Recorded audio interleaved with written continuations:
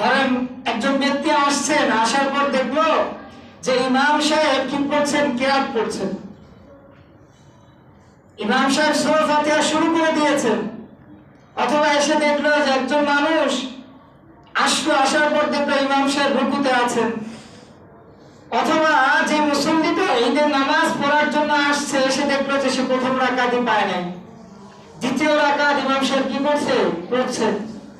তাহলে এই ব্যক্তির জন্য করণীয় কি? যে ব্যক্তি ইমাম সাহেবকে আসার পরে দেখলো যে ইমাম সাহেব তাকবীর শেষ করে সূরা ফাতিহা পড়ে কিরাত পড়া শুরু করে দিয়েছেন, তাহলে এই ব্যক্তির জন্য আবশ্যক হলো প্রথমে সে তাকবীর বলে সানা পড়ে 3টা তাকবীর দিয়ে তারপরে কি করবে, ইমামের সাথে নামাজে শরীক হবে। এটা রুকুতে যাওয়ার আগের পরিস্থিতি যদি এমন হয়। আর যদি ইমামকে এসে রুকুতে পান, তাহলে এই ক্ষেত্রে আপনি একটু খেয়াল করবেন যে ইমাম সাহেব সাথে সাথেই কি রুকুতে গেল কিনা। তো ইমাম সাহেবকে যদি দেখেন যে সাথে সাথে রুকুতে গেছে, তাহলে স্বাভাবিকভাবে আমি আপনি 3টা তাকবীর বলেই কি করতে পারবো, ইমামকে রুকুতে ধরতে পারবো।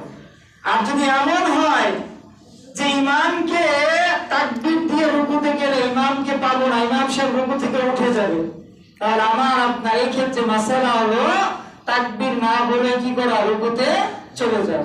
তবে সমাজে এই ক্ষেত্রে একটা প্রসিদ্ধ মাসালা আছে যে রুকুতে গিয়ে কি করা, তাকবীর বলে পড়ে যাও।